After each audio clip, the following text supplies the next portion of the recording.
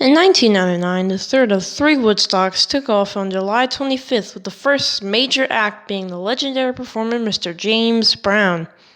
Now let everybody here in Woodstock 1999 call the Godfather of Soul himself, James Brown. James Brown. James Brown. James Brown. James Brown. James Brown. James Brown. James Brown. James Brown. James Brown. James Brown. James Brown. James Brown.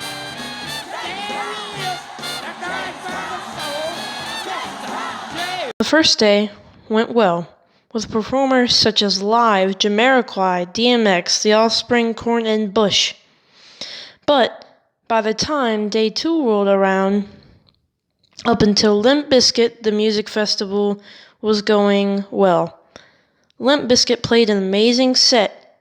However, he did not know what was actually taking place in the crowd. Woodstock attendees were encouraged to let out all their negativity by Limp Bizkit, which in turn led to attendees ripping off plywood from the event's fencing and crowd surfing with them. During Limp Bizkit's song Break Stuff, Fred Durst stated, "Don't let anyone get hurt, but don't mellow out." Also, during his hit song Nookie, he said, "It's time to let yourself go out there, because there are no rules out there." After Limp Bizkit, Rage Against the Machine, and Metallica played, the next day Elvis Costello kicked off the first performance that day. The day went well for the most part up until Red Hot Chili Peppers set.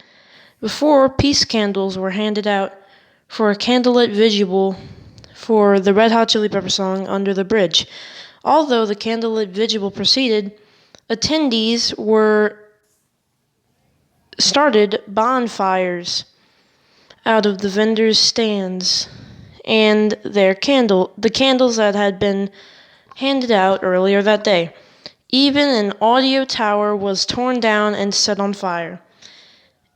Not only that, tractor trailers with food and merchandise were burned to the ground. But what other than Limp Bizkit caused this violence? Well, many people blame extreme heat.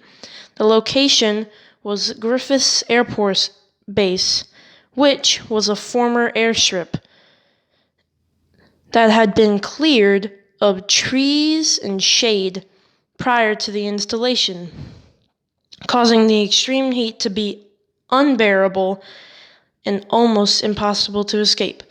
Not only the heat, price gouging vendors charged $10 for burritos, $5 for hot dogs and sandwiches, 10-inch pizzas were $12, and 20-ounce water and soda were $6 in today's money. Now, festival attendees wanted to visit Rome shops. They faced long lines, and when they got to Rome, or long bus rides, and when they got to Rome, long lines at the stores and very low stock. You may be thinking, what about the free water fountains at the festival? None of you probably are, but I'm still going to talk about it. So, a fan or attendee grew very frustrated with the long lines for the water fountains, so in frustration, he or she broke the pipe to the water fountain and deeming it unusable and making the festival yard into a muck and mud. And the number of portable showers and portable toilets proved insufficient, making many of them unusable. That was a train wreck. I'll tell you that right now.